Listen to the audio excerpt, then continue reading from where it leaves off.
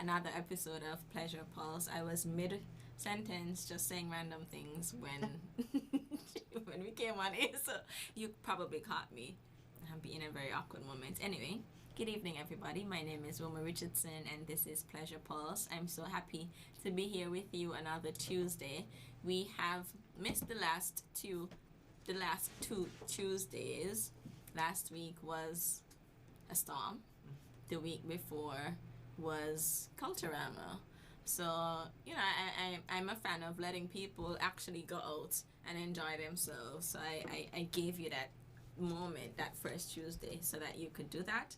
But I'm glad that we're able to come back here and continue our conversations about everything pleasure related, particularly in terms of sex. So I have my guest here, and we are running a bit late. As you can see, apologies for the lateness. We do our best to be on time, but sometimes life happens, and that's okay. So I have my guest here, whom I'll ask to introduce herself. But yeah, if you follow, as I said, she's no stranger to you, I don't think. But yeah. Good night, everyone. My name is Dr. Monique Lescott. Just here to have a very, I would hope, introspective and lively discussion on all things. Oh, this will sound, I don't want to sound like a pervert. All things penis? Oh, no. I was going to say all things pleasurable, but... Oh, sorry. Okay, I guess I'm the pervert. Okay. Gotcha. That's so I'm happy to be here. That's okay. So I'll let Miss Roma open the floor for this discussion. You can let them know what our topic will be. Yeah, so tonight we'll be talking about penises and penis size and everything. And does the size matter? Right. And that's a critical question. I think almost the only question that is asked when it comes to penises and sex with people with penises. The size, whether that is length, whether that is thickness, like size is just such a huge part of this penis conversation. And I guess we women, sometimes we kind of just, we get thrusted into situations when this is an issue for a man, because that's a manosphere that we sometimes, as women, I don't think we understand quite fully how much a man's sexuality is linked to his confidence. Mm-hmm. So, yeah, interesting take on a age-old topic. Does size matter? Yeah, and this is, I feel like at some point let me not say we've all, many of us have had some version of this conversation, because just like, and the question for people with vaginas isn't like, does size matter as much, even though they do talk about things like bodies and slackness and tightness and things like that. But this conversation for penises is slightly different, and I think part of that difference is because penises are so much more obvious. Mm-hmm. So between, the jokes with the gray sweatpants, the jokes about, like, a lot of people were tuned into the Olympics because they wanted to see Prince. You remember the guy from France? It was France? Really? I was not tuned in. I didn't realize that's what we were looking at. Oh, well, when it comes to sports, with men, I feel like, those tight... Really? Yeah. No, you're making me I think it was a guy from... Was it the guy from France who was doing the... not javelin, sorry. What's it called? I can't remember. So it's not the high jump. So we're not but looking at you the go sport. by the the sport there. Oh. You have to watch the sport to see the people. So this guy from France, I can't remember the name of the sport, but that one where you have like the high jump thing, but you use the pole and you press on it and then you go. That's the high jump. Oh, it's high jump still? It's not the high. No. Pole vaulting. That's what it is. So he was like kind of already over, but then it was his penis that actually knocked down the berry. So it was kind of like, what a way to lose a medal, right? But like, you but you want something else among the viewers, right? But Roma, no, I'm going to go and look for this particular You clip need on to. YouTube. Like, did you guys know that this happened? Well, it was the first time for me seeing anything like that. I didn't even know that was possible.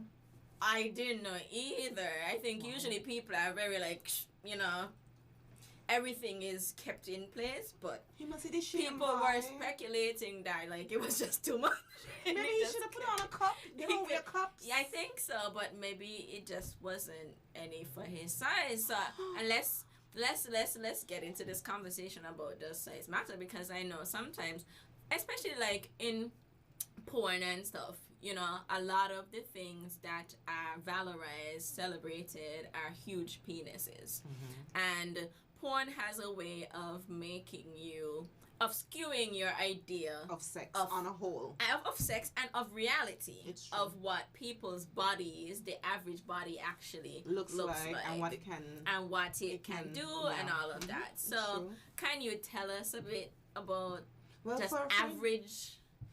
Oh gosh, that can vary between races. Okay. I think we have this idea that the black man would be the supreme over all races, but sometimes that's not the case. Yeah. And sometimes I feel like when a black man doesn't, oh gosh, I don't even want to word this in a way that sounds derogatory, like when they feel like they don't meet the mark. Yeah. I feel like they tend to take it a bit more harder than other people. For me, it's not that deep. It depends on what type of woman you're going after. And so, like, personally, sometimes I feel like it's the type of women they go after that would I guess emasculate them. Yeah. But I don't think it is race specific. Like, I think that there are other races out there that would would be probably very surprising what they're working with. Right. In terms of an average size, I think most men erected, like, I would say most men are between 5 to 6 inches. This whole thing about 9 and 10 and like and 12. That is actually not good for a lot of women. It structurally damages you sometimes, and it's not comfortable. I don't see how that's comfortable. But I mean, to each their own. Yeah. But like I said, it really depends on your preference and what I would like persons to know. When it comes to porn, it's a staged act. Yeah. Sometimes they actually use injectable steroids or whatever they do. They use numbing agents, and they inject the tip of the head of the penis in order for it to stay erected longer, and it sometimes they do all kind of things to make the angle of the camera and everything to look better than what it is. They say that's the money shot, and now they have the poor black men out here struggling to do these things that they're seeing on the porn. Yeah. And then us women are just like, look at this, what are we going to do? Are we supposed to pretend that this is fun? Right, and then they're going to tell us that we're bad if we pretend. They're going to tell us that we're bad, so what are we supposed to do? Yeah. But I think women are also just like men. I mean, none of us lives in a vacuum or independently of the social scripts and expectations and values and so on of the communities around us. So just like men might be convinced that they should have a certain size penis, so women are convinced that men should have a certain size penis too. And I think oftentimes men are the ones like leading that conversation, so initiating that focus I have a on theory. Penis size. Yeah, I have a theory because I mean, I'm not against marriage or anything, but I personally think that that's why back in the day they stressed virginity, because they really didn't want the woman laughing after the man, because if it is Lord. You're the one that is less experienced, then you just be happy with whatever size your husband has. And so if you're a more experienced woman, now they try to shame you for actually having knowledge that, hey, he's not the best that's out there, and you actually know as the woman some women would insult the man. No man wants to be insulted by a woman in that way.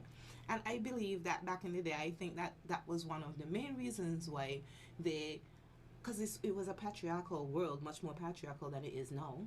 So, I mean, what else would you do if you have the power to kind of control a resource that you need, which is your wife, to procreate? So then, what else I think society did was to trick women into thinking that if she's too experienced, then that's just a bad thing, because now she has kind of like the power now to kind of don't talk to me to have. Yeah. I think that's not just connected to size, because the conversation tonight is how much and whether or not size actually matters. I think part of it is beyond size, the actual pleasure that is able to be derived from that sexual experience. So whether or not your partner is communicating with you, whether or not your partner is listening and attempting to please you in the way or in the ways that are actually pleasurable to you, as opposed to just, there for himself to get off, right? So it's like, size is one thing, like how people say it's not the size of the boat, but the motion of the ocean. Some sort of thing like that. Right. People used to be saying. So let's talk about the motion of the ocean.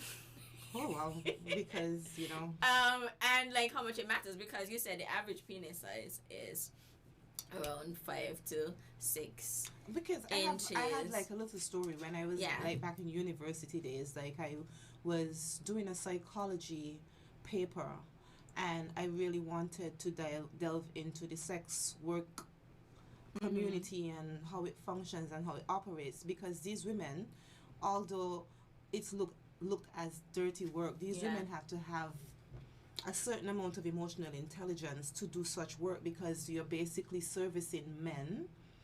At the end of the day, they're stressed out. So it's all different stratas of men that these women service. And this topic came up, and I said, so what's going to happen if one of the time you go to a client and he has like a less than average size? Do you laugh in his face? She says, oh no, some men will kill you for that. And as a young lady, I didn't even know it was that serious, that if a woman even slightly, so it's a serious thing. It's a serious topic. But in terms of how much it matters, I think it matters a lot more to men than women. Yeah. Does it need to matter that much? Because, I mean, like, I can tell you. Anatomically, right? Because I think, and kudos to, the folks who are able to manage 12 inches, and I forgot the name for them, but let's see, I leave it there, and so on. But is that actually, what does that do for you other than like really put you in a bad state? Like, but some people, pain turns some people that's on. true. So I mean, I can see how that's possible with some people. If you have a high threshold for pain, there is that. And I think I've heard of women who actually take a little paracetamol just to numb it. Yeah, and they do their thing. I don't understand. I didn't understand. Like, I try not to question. It was a weird conversation. So I try not to ask the girl too much of her business. She was willing to. And this is a patient that you saw? No, this was, I travel a lot. Okay. So I try not to ask the young lady her business, but she says she likes that, and she's willing to just take 2 Panadols in order to cope. So I was like, okay, sister, more power to you. And the conversation was over. I was not trying to ask anything else. Okay. So what about like vagina? Not vagina sizes, but in terms of like the anatomy of the vagina and what's needed for pleasuring.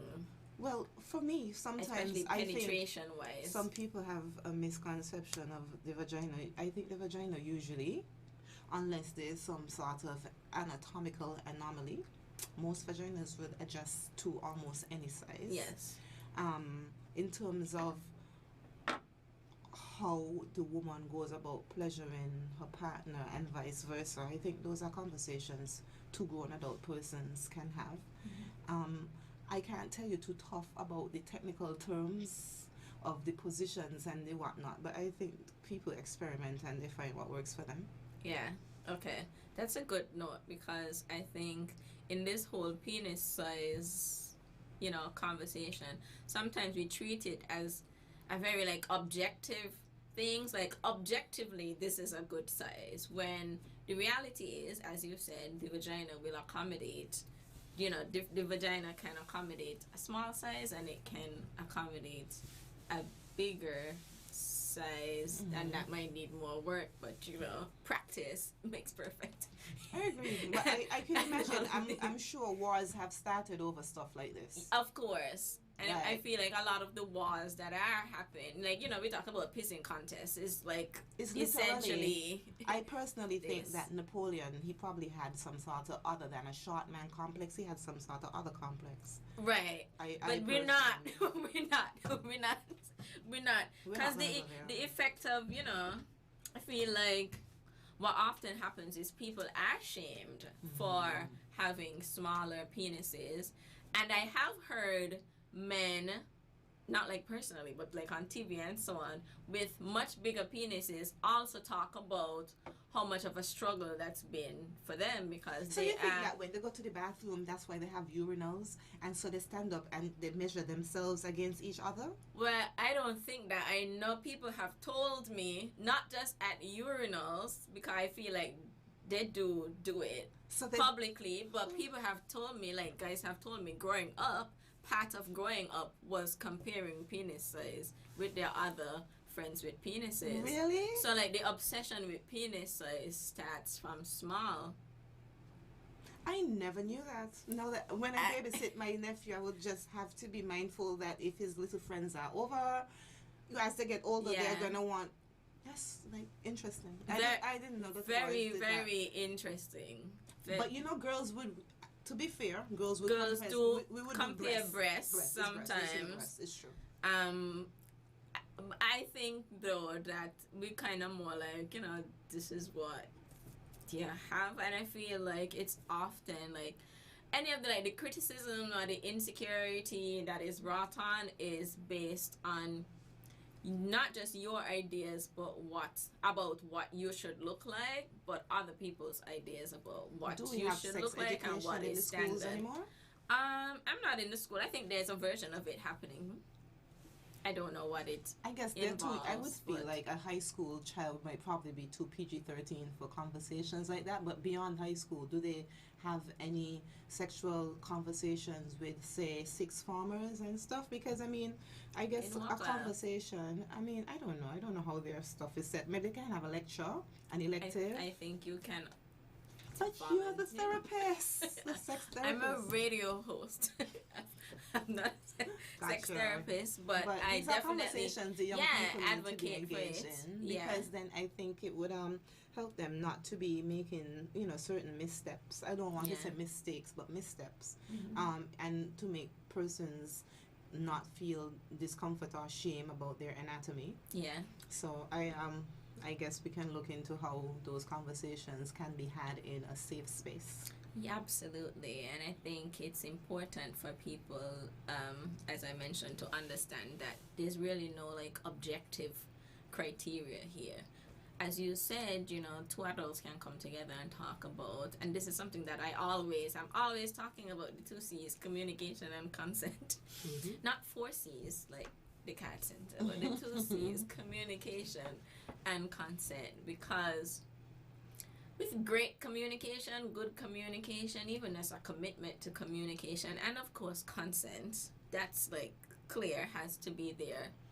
People can have any kind of sex they want, with any sizes of people, because if you are committed to your own pleasure and to the pleasure of your partner or partners, you will find a way to work. What you have is what you have, and people won't force you or need you to change what you have if they are genuinely interested in you. Exactly. Especially if it's not a transactional Right. situation, and even if it is transactional, then the person is being paid or so, whatever it is. So then I don't Yeah. think these body shaming things should be put to the forefront. Right. Yeah. Yeah. But I guess right now in this world, I guess people, what do you call those? They use props in the bedroom. They have help.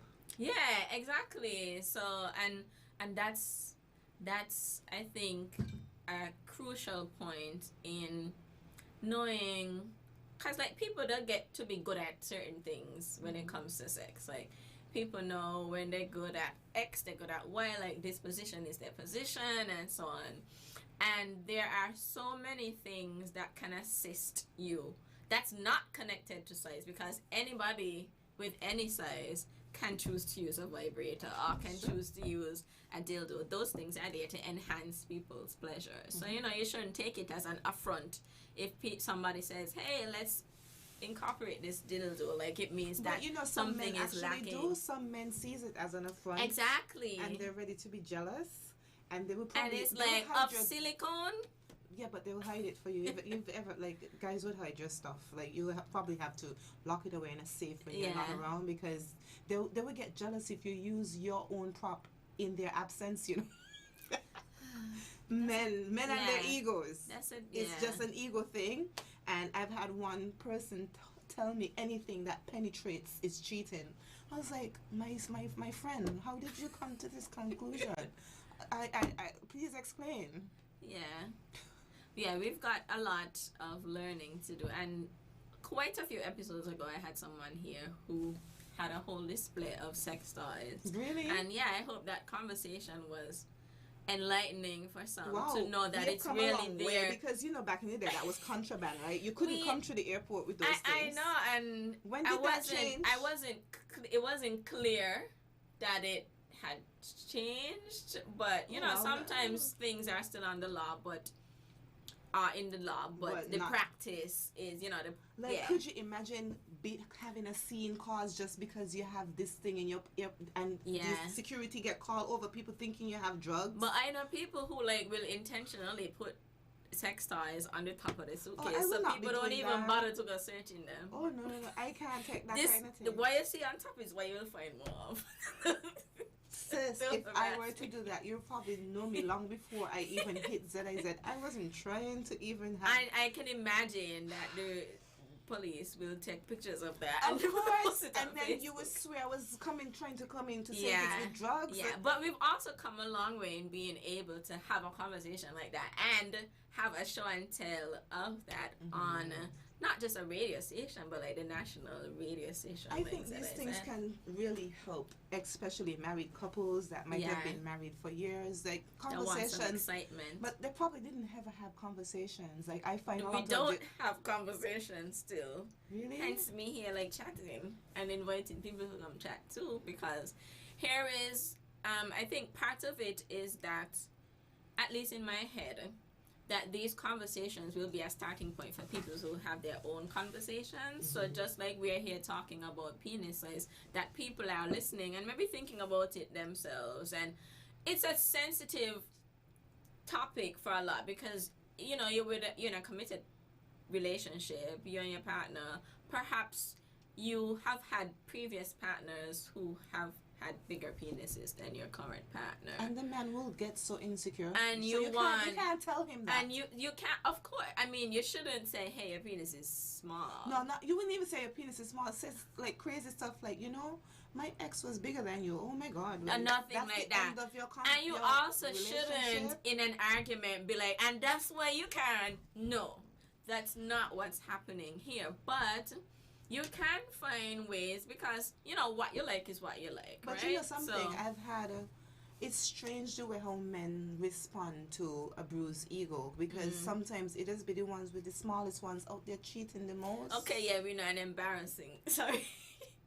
So like, I mean, and that's another layer of embarrassment. We have to heal the ego. Like, just come to terms, brother, that this is what God gave you, this is what we're working with, and you have a nice lady that gave you a chance in life. Like, please don't go out there. And that might also be, you know, fueled by insecurity. Because it's like, you are not sure that this woman that's with you right now will stay with you.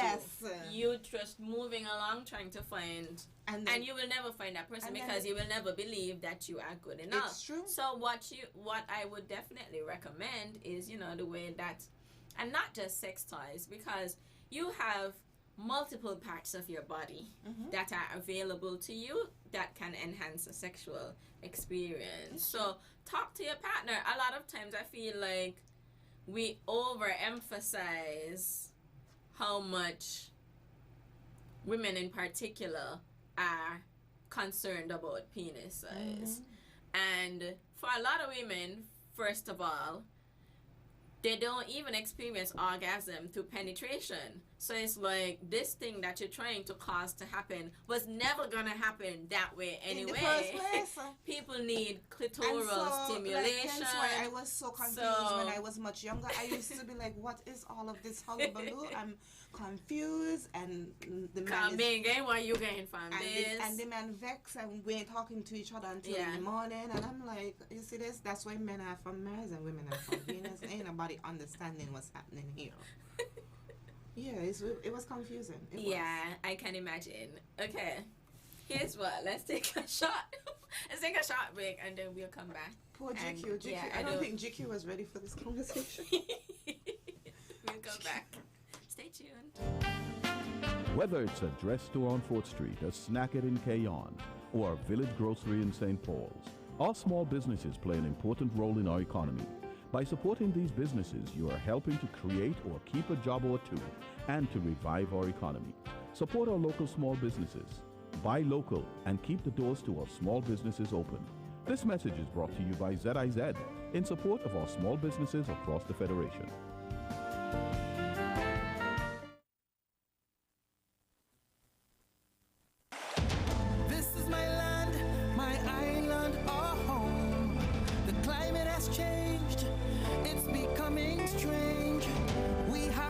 Together to keep her forever resilient and strong.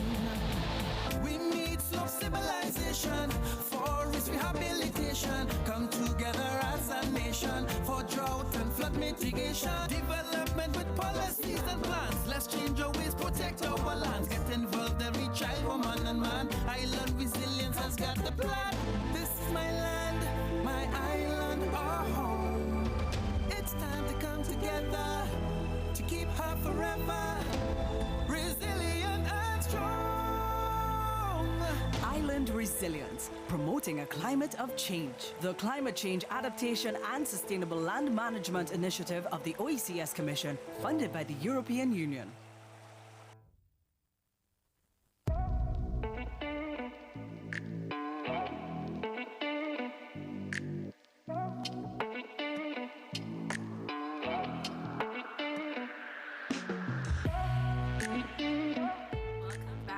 Tuned into Pleasure Pulse. I'm here with my guest, Dr. Monique Lescott, and we've been talking about penises and the penis size, whether or not that matters. And Monique shared an idea of like what average penis size is. Of course, there are differences and so on. The differences aren't as much race related as they are portrayed to be. So not every black man is hung, and not every non-black man is small. And beyond that, beyond like actual size, there's the social and cultural side of that whole conversation, and how a lot of us are conditioned to think and feel about penises and penis size, and the focus that we are kind of made to have on size in particular. So oftentimes, what the reality of the average size isn't what we're convinced the average size is. Exactly, so I think and porn has to do it. We are convinced that the average size is like 8 inches, when the average size is like less than 8. Yeah, way much less than 8. Some things they're like 3 inches to 5 inches. I think you said like 5 to 6. Yeah, around there. Somewhere around there. So let's say like 3 to 6 somewhere. Yeah. Around there. Easily. And that's average. So that means that you are more likely to encounter someone who falls within those sizes Yeah, than exactly. you are to encounter someone with 12 inches. So there's that definite like mismatch in terms of social and cultural expectations and reality. And I wonder who. I think one of the main issues with some males' sexual health and sexual awareness is they get taught these sexual ideologies. I'm sorry to say it, but all the men that bitter and had bad experiences with men, with women, and now they're teaching the younger ones to be bitter and be like, oh, if you do this or if she do this, it's because she's so and it's because of this. And so we really need to have informed persons teaching the youths about their anatomy, what's expected, what's realistic. Teach them that porn is not realistic. Teach them that what you see in porn you can't directly translate into the bedroom, especially in a marriage setting. Like, certain things are just not realistic, and I don't think these conversations are being had. And I feel like that's where a lot of the mismatch in the gender, because what are we doing? Are we liking each other? Are we not liking each other? Right now we're in a savage era. We don't know if you like the guy, you can't tell him directly that you like him, because and if you like her, you definitely can't tell her. I ain't a simp and all kind of things. So I think the young people are very much confused, and all of that is impacting on the sex that people, and it's about their mental health at the end of the day, because I feel like sometimes we underestimate or underappreciate our male mental health. Like, we need sound men, we need mentally sound men, and believe it or not, it can be as simple as them knowing themselves on an intimate level. It doesn't even have to mean intimate in relation to a sexual partner, but they need to know themselves. They have some men can't control their bodily functions. That is a discipline that they need to learn from early. And so I don't know who are teaching our boys. And maybe that's you. Right now it's the old men on the corner. I mean, but maybe it's you, because you're right. I feel like a lot of the information that men get about women is from men. It's not from women talking to them about themselves. And it's not from a woman reassuring them that the size are not. It's going to be an old man telling them, boy, you can't go in front of the girl with that. And just how, like when boys are small and growing up, they are encouraged to start masturbating earlier because it's believed that will grow their penis size and things like that. So it's like, and one of the first times I heard of this black stone, they just be rubbing all kind of things on themselves, and then this black stone sometimes they can't get it down. And all of the tonics and stuff. And all kind of things. It's just a mess. That's with a conversation that I plan to have for another time. With me? Hold on. If you join. I also had another person in mind to say it can be the two of you. The two of you are doctors.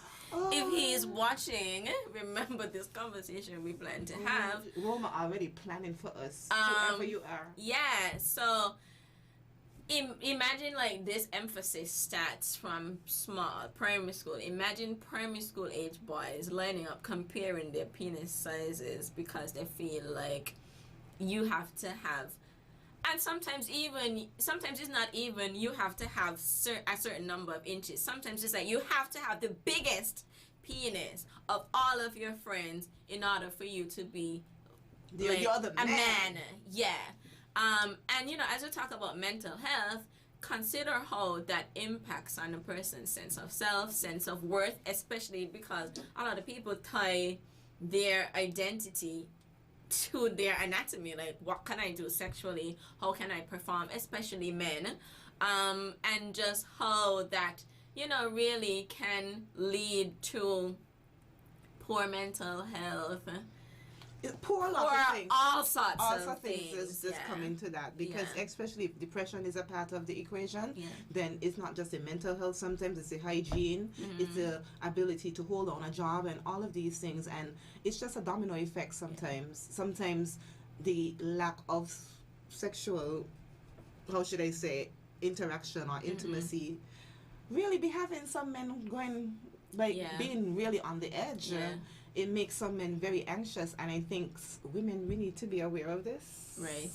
This is not something that we're taught either. We learn this as we go. Like, it's not like our mothers sat us down and be like, well, if he has a small one, you might not want to laugh in his face. Yeah.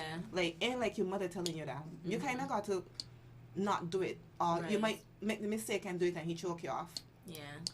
So we need conversations. Yeah, we need conversations, and we need to remember that there are so many ways to have pleasurable sex that don't come down to what your thing looks like, what your thing, how big or small You know, your thing is. Case in point, when I Yeah. studied in Taiwan, I had a patient, without being derogatory, let's just say he was way less than average. And dude had 3 kids. So I was like, well, you see, he ain't let nothing stop him. Yeah. Yeah. He had 3 And there are healthy people children. with micro penises. He was Like married. micro penises are smaller than He was average. married with 3 children, Yeah. very happy. His family looked very healthy. So I guess it's a matter of socialization. Yeah. You know, I don't think those men over there care. Yeah. I don't. Those men be proud with their stuff. Yeah. Over there. So imagine a black man. Even if he might feel like he's smaller than his counterparts, he's still bigger than somebody around halfway around the world. And the person halfway around the world is happily married with 3 children, and this one down here is stalling and don't even have the confidence to Yeah. walk up to a female that he's interested in. I mean, it's very ironic. Yeah.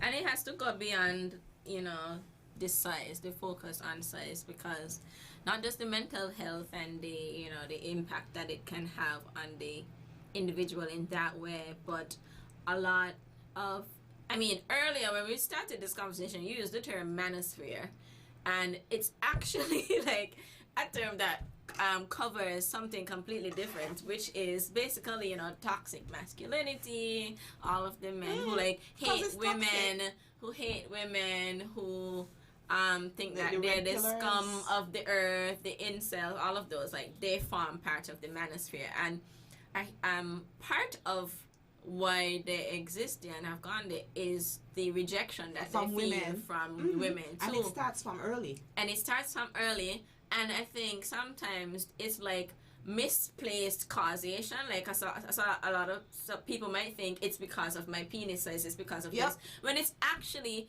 because of how you treat people. Oh, you have a bad attitude. It's how you know, you have a bad bad attitude. You've made it clear to me that you hate your sister, you hate your mother, you hate grandmother, you this, you this, you this.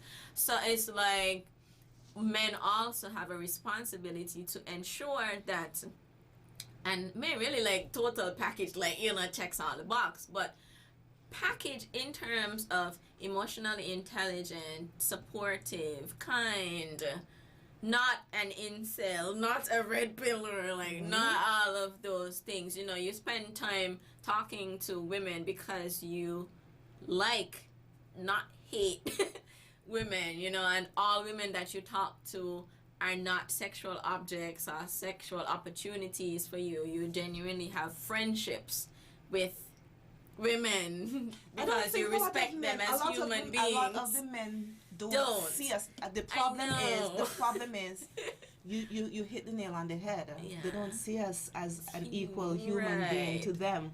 We're more like a pet. Yeah. We're an entertainment piece, a muse. Yeah. We're something that looks good on their arm. So, in their eyes, we're not even human Right. to some of and them. so how dare you reject?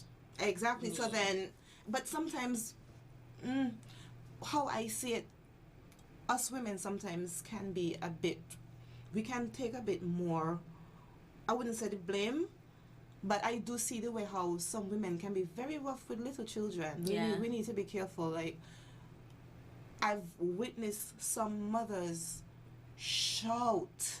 Listen, I used to teach, and God bless her, Miss, is it Douglas from the primary school was my boss, and she sensitized me to the fragile little male ego because I was a 6th grade teacher.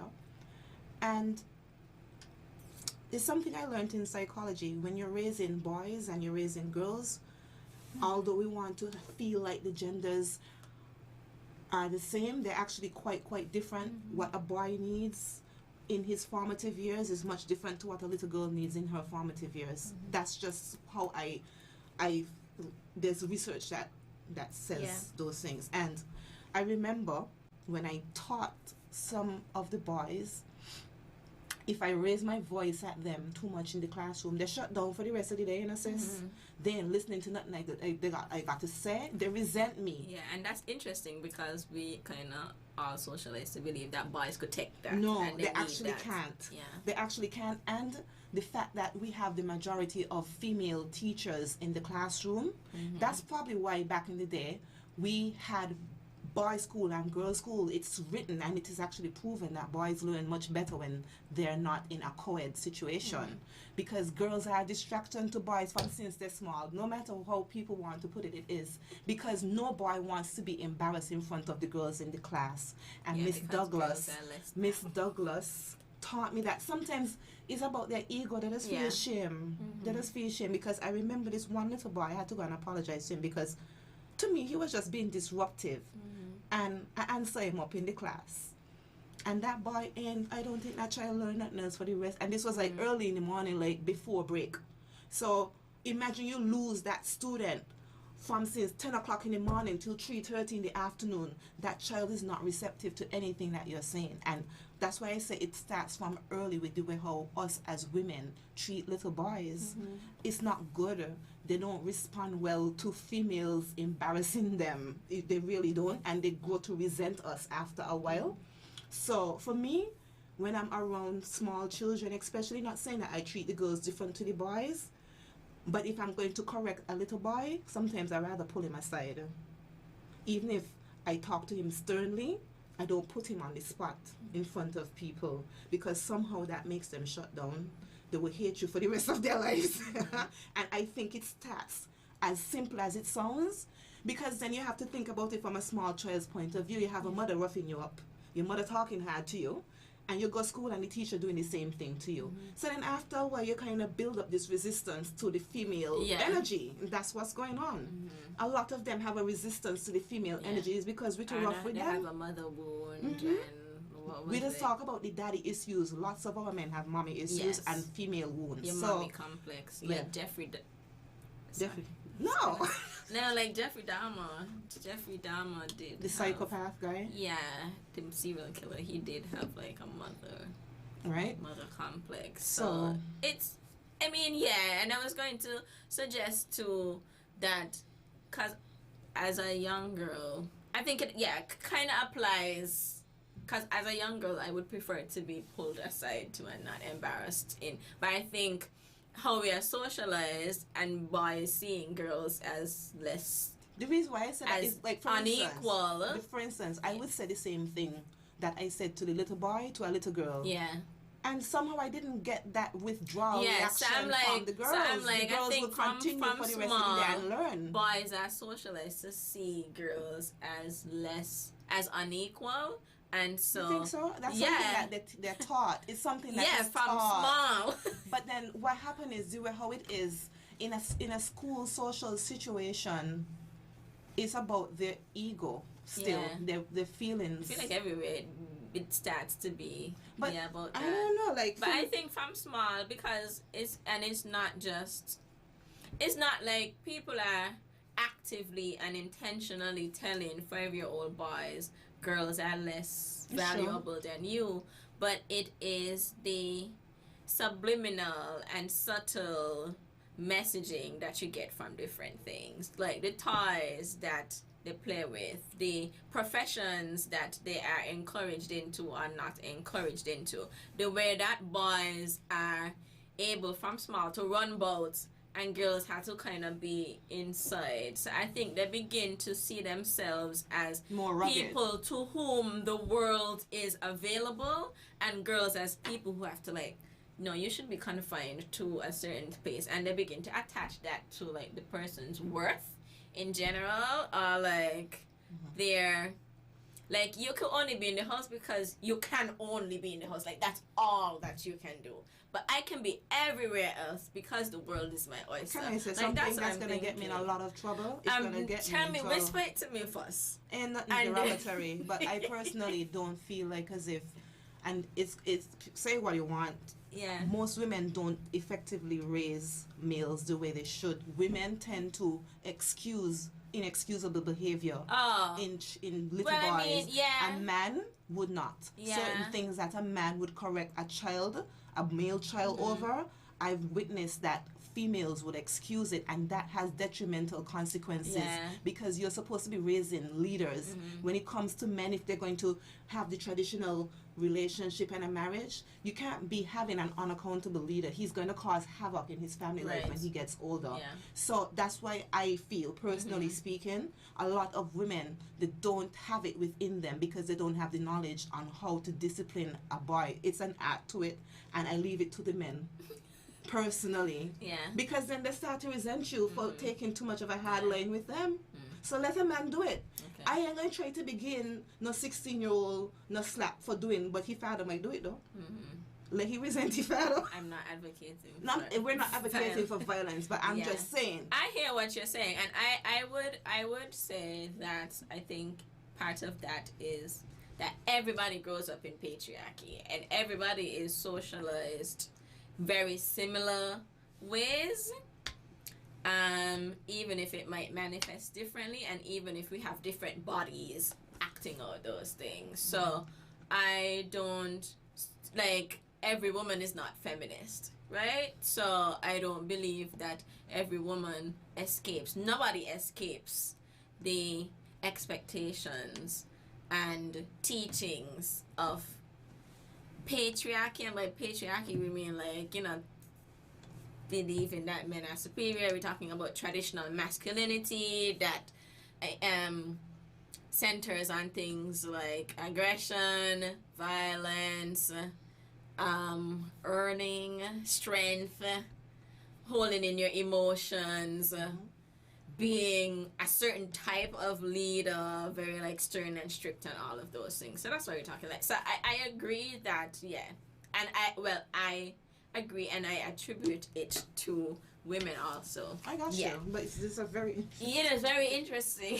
And it's also like very interesting, and this is why I also encourage people to have their own conversations, because the conversations can go anywhere, because we're here talking about penis size, and then we talk about socialization, we talk about culture, and who would have like immediately thought about an actual literal thing that you can measure with a ruler and the connection to what actually happens in our homes, in our schools, on the playground and things like that. But you know, you like to end, I like to end, you'll say you, the general you, like to end on a helpful or actionable note, because we've talked a lot about penis size and whether or not it matters for the people out there with, you know, a variety of penis sizes, and you know, no two penises are the same too. That's important to remember.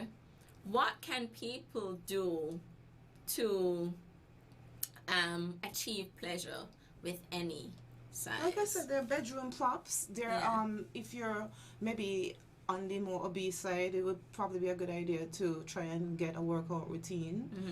Because, you know, if you're generally feeling lethargic and stressed, you might have a little bit of trouble getting it up. And stamina, because you also want to be able to. All of those things it's just about your personal wellness. You have to make sure that you are well in terms of you're eating properly, you're sleeping on, you know, reasonable amounts of hours, you're exercising, so your body is functioning, your hormones is functioning, so then everything is working in tandem. So then I think with that, you're supposed to be able, I guess, with your partner with a similar regimen, they're also healthy and balanced. I don't see why two people can't have a good go at it. So the props are definitely the props and healthy and lifestyle. a healthy lifestyle Sorry, I was like, you talk about the healthy lifestyle. I was like, fuck, no, we can talk about it. You tell them, because I just came from the gym. Just saying, I am also concerned about a healthy lifestyle. You feel better, you perform better, I believe, and performance is not just about penis size. It's but in terms of if you're obese, the size of it might be affected if you have a gut.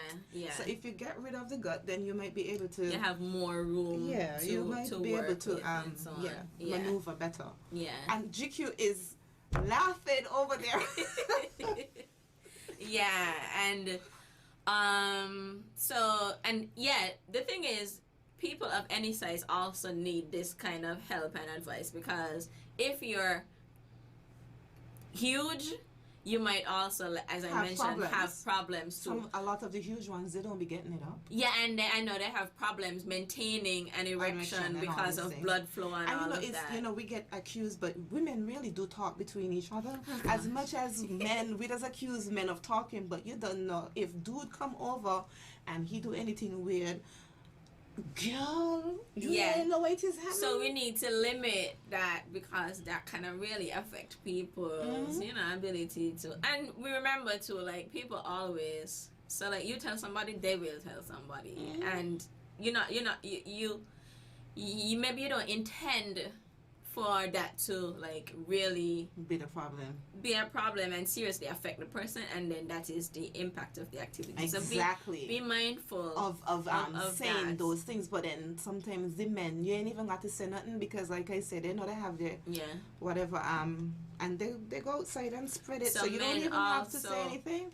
Men also be mindful of that. So if you have a bigger penis, you might want to do a lot more foreplay, a lot more pre-activities, make sure so she's that well you lubricated. can make sure she's well lubricated, but also have lube, like use lube, like it's okay, because like those things are there to for a reason. Help, to help us, and needing help is another of those things that like traditional masculinity doesn't allow, but needing help is an okay thing.